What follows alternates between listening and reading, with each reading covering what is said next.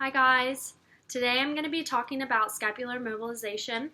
Scapular mobilization is the manual application of a sustained mobilization in four directions by a therapist to a scapulothoracic joint. This technique is a preparatory intervention to facilitate movement. The manual mobilization of the scapula superiorly, inferiorly, laterally, and medially can be performed while a client is sidelined or sitting. Some common conditions that can benefit from scapular mobilization include stroke, shoulder weakness, scapular dyskinesis, rotator cuff repair, adhesive capsulitis, shoulder impingement, and Erb's palsy. Contraindications for this intervention include pain and joint instability. It is important to understand the shoulder and how it moves with the scapula. The shoulder and its associated muscles and structures support the upper quarter posture and shoulder and arm function. The scapula, humerus, and clavicle are dependent upon each other for efficient and pain-free shoulder motions. The scapulohumeral rhythm they form is the pattern of muscle contractions and motion for shoulder mobility. During upward rotations of the shoulder, such as abduction, flexion, and scaption, the scapula upwardly rotates. During forward-reaching motions, the scapula protracts. Other movements of the scapula that make it the most important bone in the function of the shoulder include retraction, depression, and downward rotation.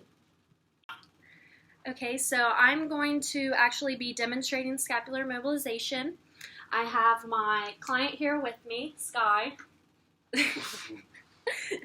And so it's important to remember when conducting scapular mobilization that the placement of the hand is dependent upon the motion that you're trying to create with your client. For the first motion that I'm going to be demonstrating, we are going to be doing depression.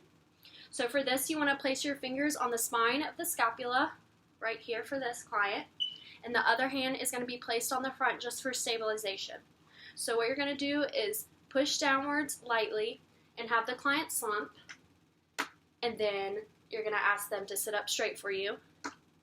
And you're going to hold that there for 30 seconds and stop if your client says that they are having any pain. For the next motion, I'm going to be demonstrating elevation. Now for this one, you can place your hands wherever they feel comfortable, wherever you can get a good grip. But I'm going to be placing it on the anterior border. So with my hand here and the other hand in the front stabilizing, we are just going to pull upward and hold that there for 30 seconds as well, or until your client says they cannot take anymore or stop if they're feeling any pain. For the next motion, I'm going to be demonstrating adduction of the scapula.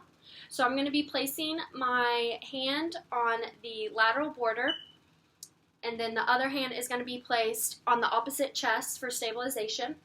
And I'm going to push in here and have the client put their arm out to the side like so. And as I'm pushing, I want you to reach back and squeeze your shoulder blades together. And then we would hold this again as well for 30 seconds. For the next scapular mobilization, I'm going to be demonstrating abduction of the scapula. So you're going to place your hand on the vertebral border up here, and just the other hand stabilizing in the front or wherever is comfortable. And as I'm pulling outward gently, I want the client to reach across towards me, and that will help just facilitate the abduction of the scapula here. And you would hold this as well for 30 seconds.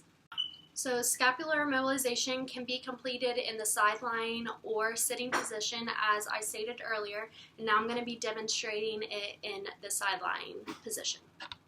So here in the side lying position, I'm going to grab onto my client's scapula, and while I am facilitating movement of it, I have my hand on this arm, and you want to just make them move as one. I know it's hard to demonstrate here, but you get the picture.